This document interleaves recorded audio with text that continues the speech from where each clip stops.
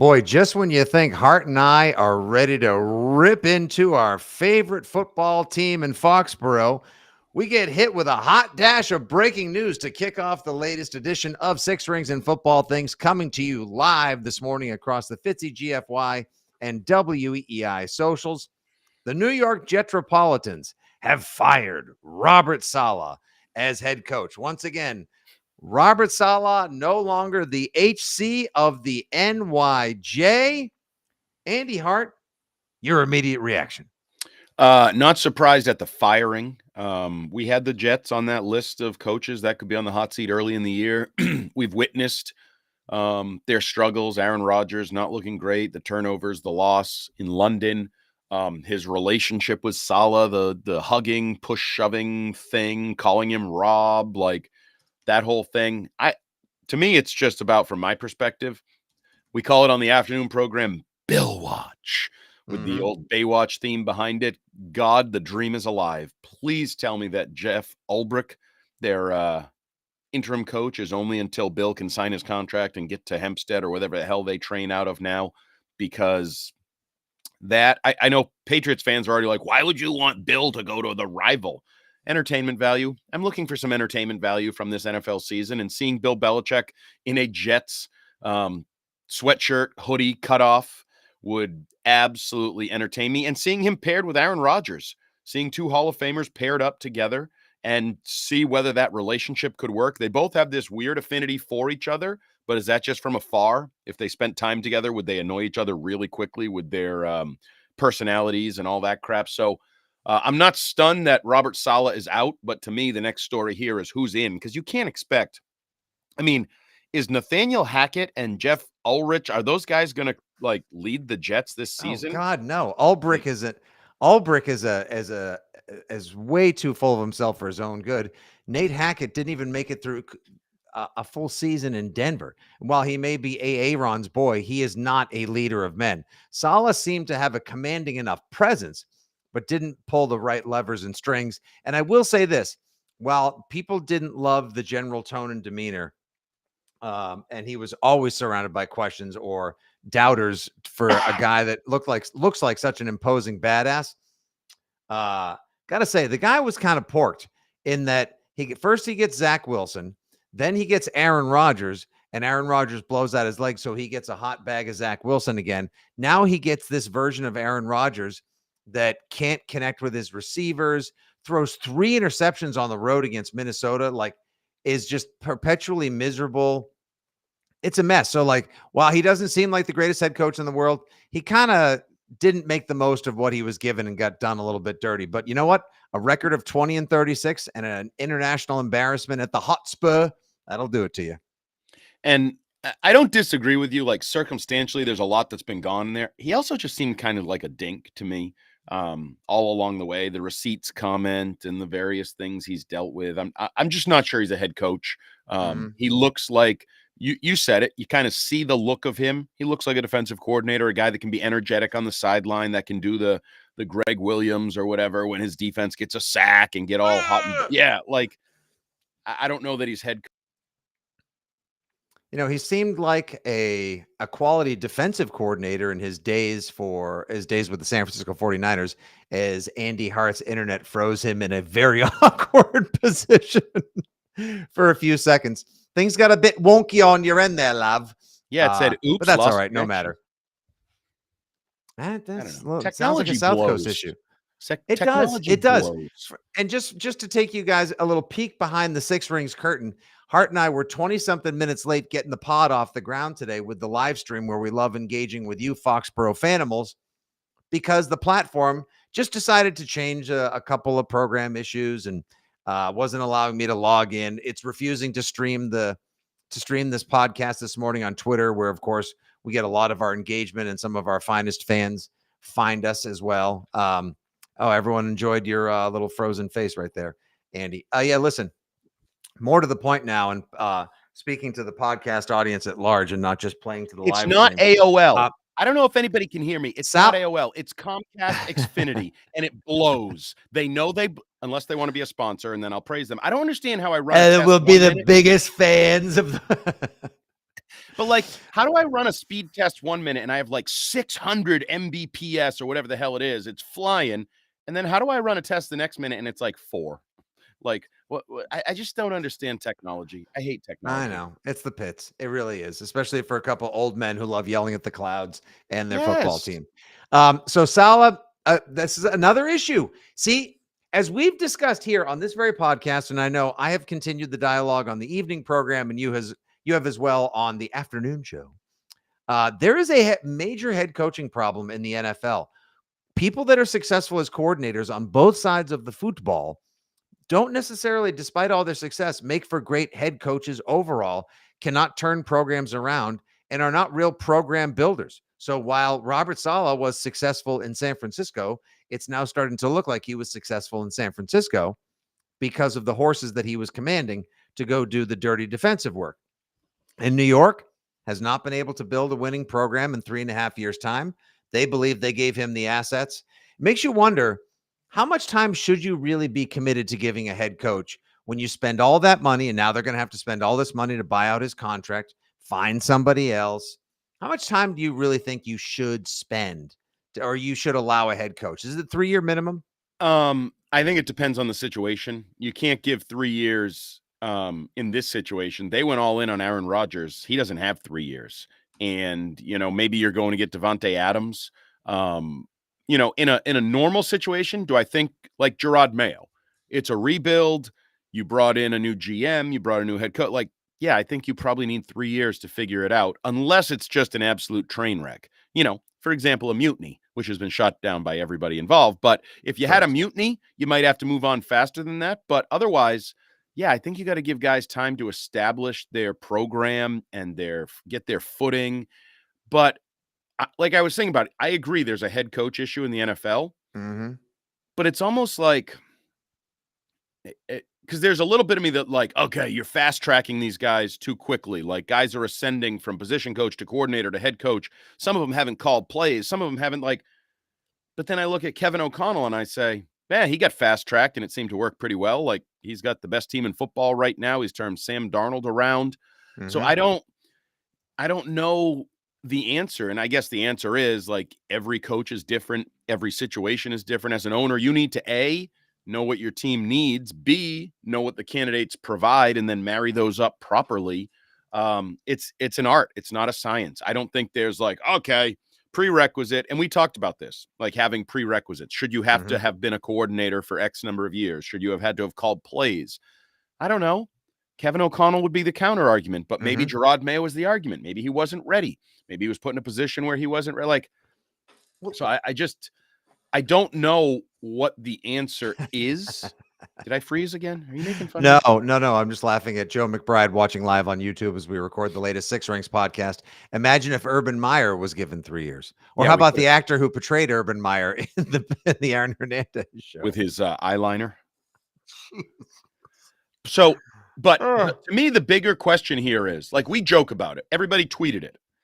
Do you think there's any shot in Hades Bill Belichick would be interested in the job? The Jets would be interested in him and that could happen? Yes, I do. Ooh. It's the worst news. I tweeted it right as the podcast was going live. Imagine if you had to read, I unresign as HC of the NYJBB, and it's handed over on a cocktail napkin. And there's just Pats fans freaking out, worst nightmare. No, God, please no. Some people saying like that could actually be the right move in a lot of ways. Like, all right, what would Bill Belichick want? There's a talented running back. There is a talented wide receiver. There is a talented, if not, as some are saying, possibly washed, aging veteran quarterback. You have a decent offensive line, a great defensive line, a top 5 cornerback, and money to spend. Where else is he going? Let me ask you this. Straight up, dead on. Where else is he going to go? Is he going to wait to see if Mike McCarthy gets fired? They just came off an emotionally huge win, and Dallas isn't even playing their best football. I doubt he's going to get to go to San Francisco. They're not, even though they're struggling right now. He doesn't want to go to Miami. Buffalo, they're going to get rid of Sean McDermott. They should. I mean, the Bears may get rid of. The Bears are winning in spite of the fact that Eberflus is an Aberboob. I don't know. Like, this could potentially be. Shake your head, but he's an Aberboob. Well, an Abertool. Oh, that's better. Aber Goose. I'll Okay. take that. So what about Cincy? 1-4. Yeah. Zach Rutten not looking so good. Now, whoever commanded them to run 3 times in a row and try a 53-yard field goal in overtime, that's an Aber boob. That's an Aber Well, tool Sean right there. McDermott, same thing. There was a lot of clock What mismanagement was late that? in games. At the 5, throwing the ball deep 3 times in a Crazy. row? Crazy. That Stupid. is SSC, super suspect coaching. That's loser football, and they deserve to lose. But I want to think Bill is a possibility. And your little joke about I Oh. unresign as the HC. I feel Uh-huh. like the new Bill, the Bill that's on Instagram, the Bill that's on the Manning cast, Oh, might man. actually do that. Like this whole new world before he then goes back in the bunker and becomes the old Bill. Like one last salvo as the social media media darling Bill Belichick. Put that out on Instagram and then also say, All right. by the way, my final tweet, Instagram. Yeah. By the way, I got to respond to one of the comments. Joe McBride, who's had some excellent comments thus far live on the program here on the latest Six Rings. He said, please let Matty P become an OC again. I have terrible, terrible news for everybody. Matt Patricia's offense was way better now, statistically and with hindsight, being what it is. No matter how far we try to put it in our rear view, guess what? Matt Patricia's offense ran circles around Bill O'Brien's, and it makes this one. This one right now makes the 2022 offense with Matt Patricia look like freaking McDaniels with Moss and Welker and Prime Brady in 2007. Sorry, that's just them's just facts. Well, and that's with Bill coaching, and that's with obviously a different pool of talent and a different culture. And I mean, there's a lot of differences between the two teams 2 years apart, but you're right. Just the numbers, the production, it is what it is. Now, Mm-hmm. butterfly effect, I don't know if that necessarily ipso facto tells you Matt Patricia better than Alex Van Pelt, but Alex Van Pelt is struggling. I actually think Alex Van Pelt is kind of skated. There's far more focus on Jacoby Brissett, the offensive line, the quarterback position, than there has been on the offensive coordinator. And Gerard Mayo immediately said not a consideration to go to Ben McAdoo. When, as you see, we are now in that time period where coaching changes start to be made. Head coaches are being fired. And I'm sorry, when you have an offense as inept as the Patriots, it is commonplace that play calling duties are changed, that somebody else is given a shot. We just can't continue to, keep status quo our way to 6 points, 10 points, 12 points a game. You can't. You got to start with something. And so help me God. And we'll get to this comment that I think is very relevant to the main discussion point of today's pod as we react live first to the Robert Saleh news, and now we get into the problems that the Patriots are having. So help me God, Andy. If Gerard Mayo comes out once again and says, we've watched the tape, we looked in the mirror, we passed out some cards, we took down another silo, XYZ, and I have to hear Jacoby Brissett gives us the best chance to win a football game, I will show I don't even know if I can do my ding dong routine on the Jumbotron or I can do 3.5 hours of radio with you. Like, I don't know how I'm supposed to take that in earnest because it's full of shit. Well, to be fair, this week he didn't say it. He said wasn't good enough for Jacoby Brissett. And I firmly believe you're going to see Drake Maye on Sunday. You have to. I know Jacoby Brissett told us on Monday on the afternoon show that he believes he's going to start on Sunday. I don't believe that he's going to. I don't think you can keep putting it out there. The thing that's annoyed me this week is Gerard Mayo's new catchphrase of we're in the solutions business or whatever. Kept saying the solution business. Like, okay, then come up with an effing solution. That's your job. Don't tell me you're in the solution business. You have options. You have a different quarterback. You have a different offensive coach. You could have a different play caller. There are solutions on the table. Just saying you're in the solutions business and then not doing anything to actually enact a solution or try something is not doing your job. And I understand that he came into this job eyes wide open. And I do believe he and Robert Kraft looked at this as a multi-year job. I don't think they're looking for the short term, but you have to create solutions in the short term as well as the long term, to use his words. And Gerard Mayo needs to look to either Ben McAdoo or Drake Maye. To me, those are the two options you have to inject some life in this offense. You have options to turn to. Some places you don't. You don't have offensive line options. You don't have wide receiver options. You don't have talent-based options. You have a quarterback option and you have a play caller option. And at least one of those needs to be attempted. You're 5 games in, you're 1-4, you can't score points. And worse yet, just on the play caller option, you're embarrassing yourself in situational football at the end of games and the end of halves. And I Yeah. truly mean that. You're embarrassing yourselves. 100% embarrassing yourselves. So something has to change. It's so ugly. It is such like the first drive was a completed pass, sack. Second drive, after the incredible interception by Gonzo, who is definitely by far leaps and bounds the best player on the Patriots right now. And at least we know we have a high quality football player, if not a couple other good ones. We'd like to see if we have even more, but you can't when the offense is stuck in mud all the time. And it's not just all the offensive line's fault. Look, Mondre gets the touchdown run, and then you score 3 points over the next 52 minutes of football. GTFO. When guys like Doug Kyde, I'm not going to play the full clip. We shared it on EEI last night. If you want to go find it, he has a Pat's Chat podcast, does a great job. When Doug Kyde spends time opining for them to start Drake Maye because it's clear that Jacoby Brissett, though, through some fault of his own, maybe some of it is the PTSD, post-traumatic sack disorder, whatever. But when Jacoby Brissett is clearly the offense's biggest problem, and you got guys like level-headed, rational dudes like Kyde saying, yeah, it's time for Drake Maye. You got to see what the kid's going to give you. Something needs to change. Then guess what, everybody? Something needs to change. The ball has to come out quicker. The pocket needs to move. You have to have somebody with a stronger arm. I understand people being fearful of developing bad habits and turning his first year of quarterbacking into, let me learn how to play the game at the pro level and let me go through my progressions and reads and adapt to NFL defenses. Going from that's what it should be. And it may very well be, holy smokes. Wow, there's a lot of people running after me. Quick, someone get open, help. That's also part of the pro game. And there'll be plenty of time for him to become. Patrick Mahomes didn't learn how to read a defense, he said, till like his 4th year in the NFL. There'll be plenty of time for that. And there will likely be a different offensive coordinator that'll help him. But all I know right now is, by and large, his teammates are not terribly happy. The coach is not happy. The media is not happy. And most importantly, the fans are not happy. It is time to make a change. It is May Day. And he needs experience. Like, Kenny Tasney says, stay the course, wait till next year. So then you're going to waste 2 seasons, because then he's going to have to figure it out on the fly next year. Next year is when he'll get his first experience. So I agree with you. It may be, holy crap, this is coming fast and furious, and there's guys hitting me, blah, blah, blah. But there's value in that, because next year he's more ready to play when you have a more representative group of talent around him. If he does not play this year, that changes the view of next year, in my opinion. And I'm optimistic about next year, because I think there are opportunities in the offseason to really upgrade this roster and this talent around him. But the reality is, if Drake Maye doesn't play this year, Drake Maye is a total question mark next year. He may suck. And then you may waste next year figuring out your quarterback sucks. And I can't really stomach that. That's not the way the NFL works these days. You find out about these guys and you build the process moving forward.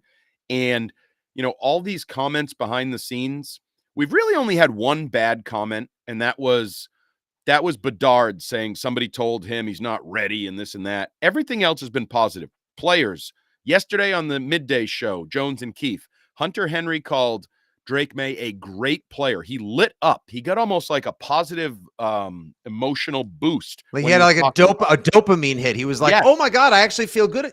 Right.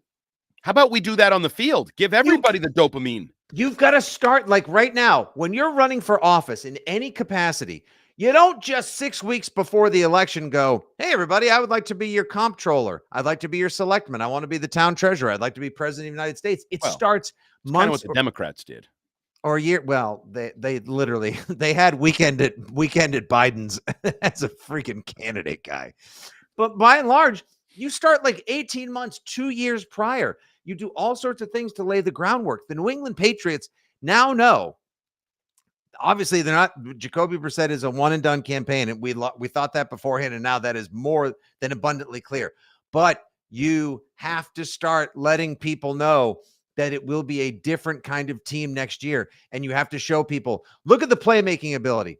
Look at how affable he is. Look at that laser rocket arm. Look at all the things that Drake Maye brings to the table. Come to the New England Patriots next year. Yes, we're going to pay you 25% more than you'd get anywhere else out of desperation, but we've got something going on. If you go the entire year or 3/4 of a year with Jacoby Brissett and then put Maye in around Thanksgiving when he's never been used to playing with freaking weather that cold with ice falling sideways, numbing his fingertips. Get out of here.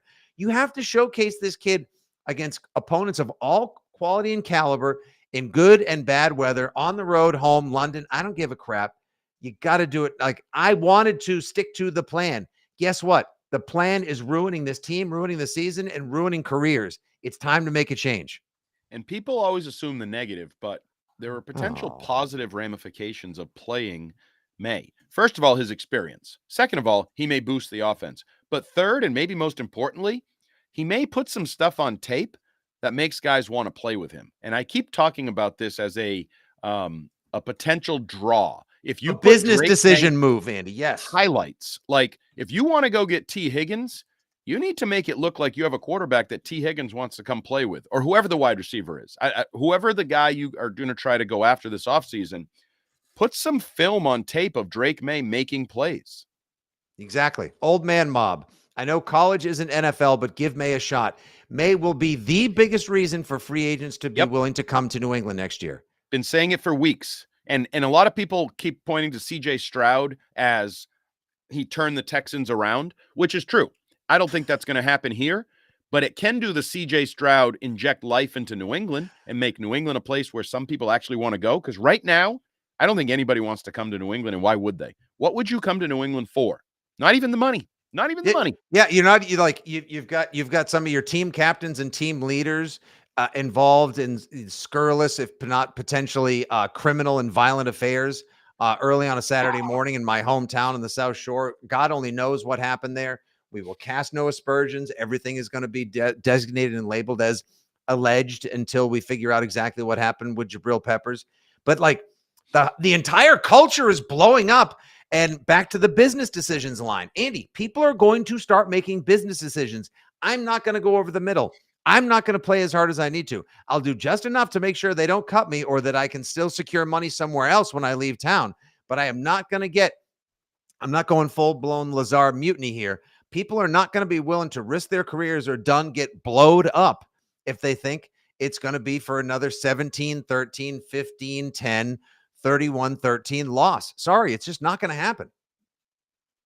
Sorry, I was reading trying to sell Davante Adams on Maye. I think that's a tough sell.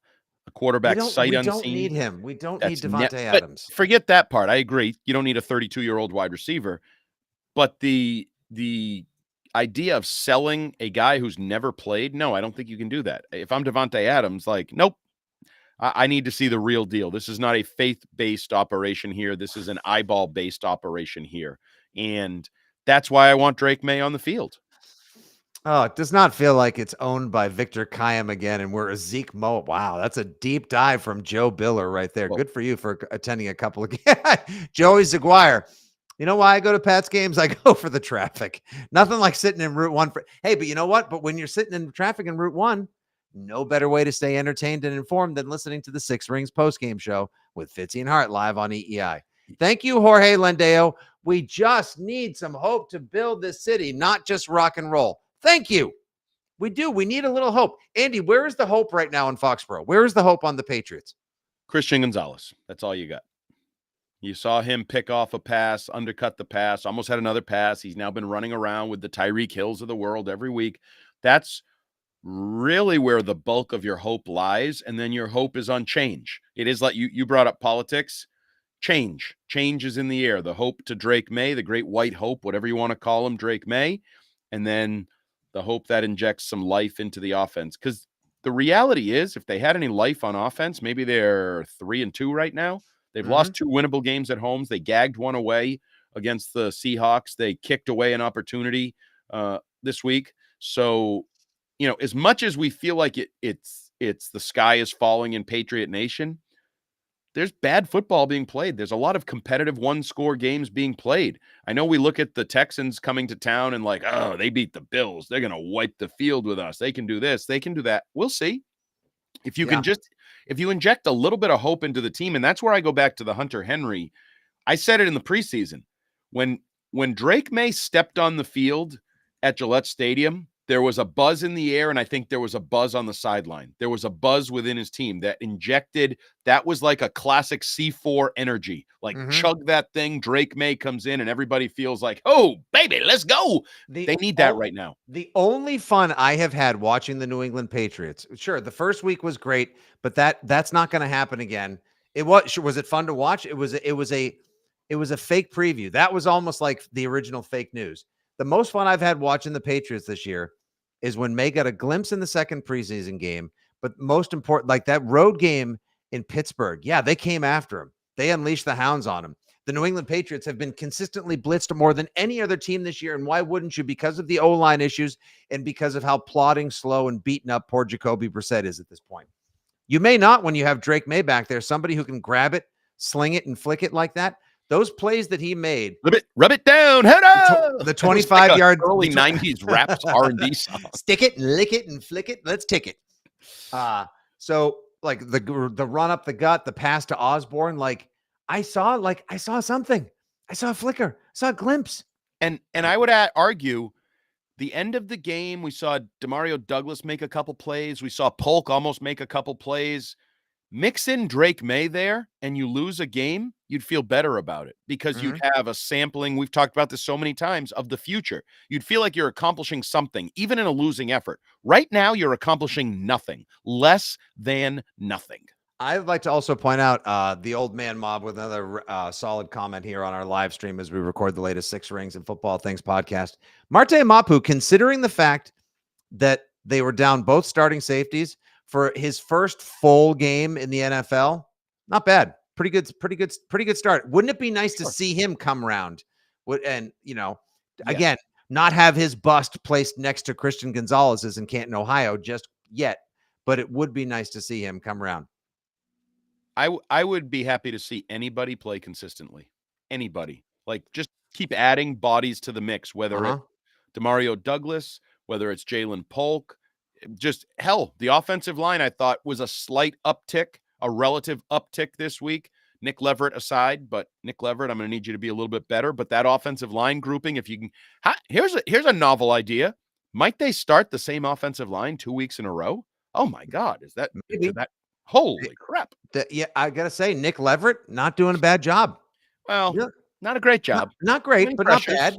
Yeah, Layden Robinson trying to hang in there. You got Micah. Obviously, he was hurt last week. Mike Onwenu, by the way. Here's not worth the money. Why is he having the season he's having? Why once he got paid is he having what it seems like the worst season of his career thus far? He did get fat. He got fat literally. Now I don't know if it was the 80 pounds that Mike Lombardi talked about, but he was fat and happy with his new contract. And I also think there's a lot of ineptitude around him. Instead of a rising tide lifting all boats, is he just being dragged down by the suck around him? The suck around him are being anchors and dragging. I don't know. I don't know. It's weird, and it's less than ideal. It is less than ideal the way he has played this year. Getting him back into guard, maybe getting him and staying there in guard. Maybe that's a positive moving forward that they can kind of build around. I know Jacoby Brissett referenced that yesterday, just having those same guys out there to get some experience together, continuity week to week. We'll see, because I'm guessing that the Texans will continue to come after it because they are a blitz-happy team, a pressure-happy team. With D'Amico Ryans as head coach, of course they are. And plus, with guys like Danielle Hunter and Will Anderson, they can get after it. Absolutely. And this is an offense. Now, that changes, I think, if Drake Maye, and that's the other thing. Drake Maye can run. Drake Maye can make plays on the run better than Jacoby Brissett can. So that factors into the calculus for this week, in my opinion. But I'm just waiting on that. I know we're doing this live and recorded on a Tuesday morning. I am hopeful that within the next 24 hours, we're going to find out that Drake Maye is playing, because that is the life, between Bill Belichick, Jets firing Saleh and Drake Maye starting, that would feel like a little buzz in Patriot Nation. I just got a text message from Andrew Callahan, who wanted me to be aware of what a real mutiny looks like. And he included the link to Schefter saying Saleh got fired. And I texted him back and said, watch out. Once Bill takes that job, Callahan said, I still think he has enough hate in his heart not to take the job. But can you imagine? And I said, if you're Woody, you have to make the call, right? And absolutely. And Callahan said, absolutely. This could be. I don't want to see it, but just on the oh my God, I mean, just the can you okay. I have two questions and we'll wrap this episode because I know you got a full radio show to do. I got to write about crap and more, but this is very fun. Um, Two questions are A, Andy, who do you think on the offense, let's stick with the now, would be the most immediate beneficiary of Drake May being inserted at quarterback? You can pick a playmaker or two. And B, do you think Patriots Nation could survive the seismic jolt that would be Bill Belichick possibly entertaining the idea of taking the job as HC of the NYJ? So I think Pop Douglas would have the chance to have the most positive impact from Drake May. I think he has failed to connect with Jacoby Brissett a little bit, and I think under pressure, I think that's where you're going to see Drake May look some of those quick routes. So I think there'd be some drags over the middle, little sidearm throws and things from Drake May to Pop Douglas that I think people would love, and then some deep overs like the one that that Brissett and he failed to connect on the other day. I don't know how Patriot Nation would react if Bill went to the Jets, especially with us sort of bumbling and stumbling and fumbling our way through this season. Like, they have our coach and he's going to be reinvigorated, and we're not really sure we love our current coach who replaced him. I think it would be turmoil. I think there'd be infighting. I think there'd be a lot of debates, and there's going to be the Belichick rump swabs coming out of the woodwork and the Belichick haters and the whole thing. I think we're going to have a civil war. If Bill goes to the Jets, I think we're going to have a Patriot Nation civil war. And we've been teetering on it for years now. Yep. There have been like local skirmishes and insurrections that have been breaking out. If Bill Belichick becomes the head coach of the Jets and pursues the all-time wins record against the Patriots with the Jets for a couple of seasons, holy smokes. But I love watching him on Inside the NFL, and he's great on the Coach Show on the Underbelly Network. No. Oh, nope. Oh my God. Holy smokes. Oh, hey, you know who else would benefit potentially? Maybe Jalen Polk will get more than 3 targets a game. How about my boy Javon Baker? Tyquan Thornton is a good one because I do think I think Drake May throws a much better deep ball than Jacoby Brissett. So anybody that's running down the field more than, say, 15 or 20 yards, I think every route run would benefit from Drake May. He throws a much better ball at those distances than Jacoby Brissett, who just struggles in those throws. He just does. Yes, he does. Like if you are hell bent on moving on from Tyquan Thornton, you put in Drake May to showcase him for a little bit. Hey, look, he can stretch the field. I can actually reach him with the ball, and I can throw it deep easily as well. Yep. I understand there will be struggles. No, I do not believe Patriots fans will immediately turn on Drake May. They will actually not. They're turning on Brissett, even though they haven't turned on him as vehemently as they probably would like to, because they've been understanding of the beating the man has taken and how weird things have been for him. And they're more upset with ownership. There's still some frustration with Belichick, and they're more upset with Elliott Wolf and not addressing the offensive line and Gerard Mayo. They will give, I know there's room in my head and my heart for Drake May to struggle and show us how low that floor can go before he starts reaching for what we hope is a very high ceiling under center for the Patriots. There will be Patriot patience. I firmly believe. With Patriot Nate, you mean fans? Yeah, yes. I think so. Because also, then you're really bottoming out. If you turn on Drake May, now you're really bottoming out, and you really have to embrace the misery, because now you're thinking about, oh, yeah, we have another top 5 pick, but do we need to use it on another quarterback? I think they will embrace Drake May, because I think they've already seen little nuggets of hope from him in the preseason, on the practice field, the comments from the coaches, the comments from the players. I think there's reason to believe in him and that he is a modern quarterback. So, yeah, I think there will be a decent amount of rope given by Patriot Nation for Drake May. I hope so. Oh, wow. Unbelievable. All right. Well, there's your latest 6 Rings of Football Things podcast, everybody. Reacting to the news, Robert Saleh has been released. They have consciously uncoupled from Saleh as HC of the NYJ. Defensive coordinator Jeff Ulbrich, who is no big Patriots fan himself, taking over as the interim HC of the NYJ. Could they reach out to Bill Belichick? Will Belichick unresign as the HC of the NYJ and finally fulfill his potential back on the dark side? And what will the Patriots do? What will happen with Peppers? Will they start Drake May this week? Andy and I are both on team yes, they start Peppers this week.